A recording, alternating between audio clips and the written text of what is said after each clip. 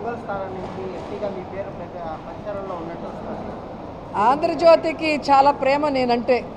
ఒకసారి సీట్ లేదంటారు, ఒకసారి సీటు ఎంపీగా ఒంగోలు ఇస్తానంటారు. పక్క రాష్ట్రాలకి ముఖ్యమంత్రులు కూడా చేసేసేలాగా ఉండరు వీళ్ళు మా అందరినీ చూస్తూ ఉంటే.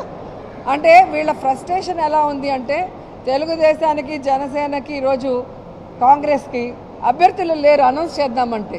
సో అది లేక ఏం చేస్తున్నారు, వైఎస్ఆర్ కాంగ్రెస్ మీద పడి అడవటం.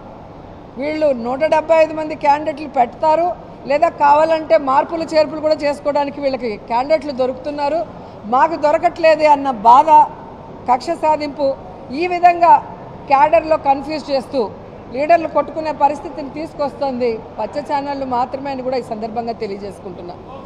ఈరోజు నగిరి నియోజకవర్గంలో వాక్ చేసుకుంటున్న నాకు ఎక్కడో ఒంగోలుకు పోవాల్సిన అవసరం ఏముందో కూడా నాకు అర్థం కాల.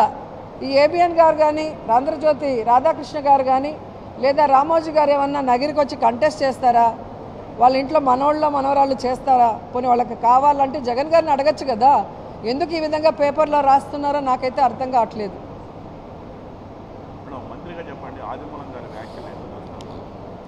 నిజంగా చాలా బాధేసిందండి.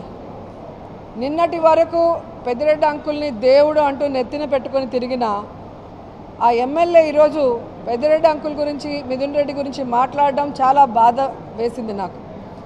ఎందుకంటే ఆయనకి ఎమ్మెల్యేగా 2014లో సీట్ ఎవరు తీసిచ్చారండి? ఓడిపోయిన తర్వాత కూడా మళ్ళీ 2019లో సీట్ ఇప్పించి ఆయన్ని గెలవటానికి అందరి నాయకుల్ని, కార్యకర్తల్ని క్రోడీకరించి మాట్లాడించి గెలిపించింది ఎవరండి? మరి అలాంటి వ్యక్తి గురించి ఎలా మాట్లాడతారు? ఈరోజు గురుమూర్తి గారు ఎంపీగా ఉన్నారు, ఆయన్ని ఎమ్మెల్యేగా వెళ్ళమన్నప్పుడు ఆయన ఈరోజు పార్టీ ఆదేశాలని గౌరవించి ఎమ్మెల్యేగా వెళ్తున్నారు. అలాగే ఆ ఎమ్మెల్యే గారిని ఎంపీగా పంపించినప్పుడు పార్టీ ఆదేశాలని గౌరవించి ఎంపీగా వెళ్ళాలే కానీ ఈ విధంగా కక్ష సాధింపుగా మాట్లాడుతున్నారు అంటే మరి అది ఆయన ఆన్సర్ చెప్పాలి అలా చెప్పడానికి కారణం. అండ్ ఇంకా మాట్లాడుతున్నారు, ఈ జిల్లాలోనే కాదు, సీట్లు మారిన వాళ్ళు, మన చిత్తూరు పార్లమెంట్లోనే మాట్లాడిన వాళ్ళు కూడా మీకు తెలుసు. నేను ఒకటే చెప్పగలను, వాళ్ళకి ఎమ్మెల్యే సీట్లు ఇచ్చినప్పుడు ఆ ముందున్న సిట్టింగ్ ఎమ్మెల్యేలు సపోర్ట్ చేస్తేనే కదా వీళ్ళకి సీట్లు వచ్చి వీళ్ళు గెలిచారు. అలాగే ఈరోజు పార్టీకి ఆ ప్రాంతంలో ఆ నాయకత్వం చెప్పిన దాన్ని బట్టి మార్పులు చేర్పులు చేసేటప్పుడు పార్టీని గౌరవిస్తే ఖచ్చితంగా ఎన్నికలు అయిన తర్వాత పార్టీ పని చేసిన వాళ్ళకి ఏదో ఒకటి ఇస్తారు. అది ఈ దేశంలో ఏ రాష్ట్రంలో జరుగుతుందో లేదో కానీ ఆంధ్రప్రదేశ్లో జగనన్న ప్రభుత్వంలో జరిగింది.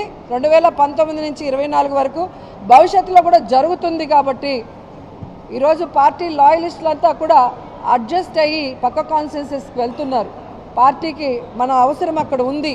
ఇప్పుడు మా మినిస్టర్ గారు ఉన్నారు, ఈరోజు గౌరవంతో పక్కకి వెళ్ళి వర్క్ చేసుకుంటున్నారు. ఎందుకంటే మొదటిసారైనా కూడా వాళ్ళని గౌరవించి మంత్రి పదవి ఇచ్చి ఈరోజు పార్టీకి అవసరం ఉందన్నప్పుడు పనిచేయాల్సిన బాధ్యత మా మీద ఉంది. దాన్ని ఎవరో ఒకరు నెత్తిన మట్టేసేసి వాళ్ళు వీళ్ళు నియంత్రులు అంటే అది కరెక్ట్ కాదు. ఈరోజు జగన్మోహన్ రెడ్డి గారి ఆదేశానుసారం రాయలసీమ జిల్లా అంతా అనునిత్యం ఈ ఏజ్లో కూడా తిరుగుతూ ప్రతి ఒక్కరిని కూడా సమన్వయపరుచుకుంటూ పార్టీ విజయం కోసం, జగన్మోహన్ రెడ్డి గారు మళ్ళీ ముఖ్యమంత్రి అవ్వడం కోసం పెద్దిరెడ్డి గారి కుటుంబం ఎంత కష్టపడుతుంది, ఎంత పనిచేస్తుందో చిన్న పిల్లోడిని అడిగినా కూడా చెప్తారు.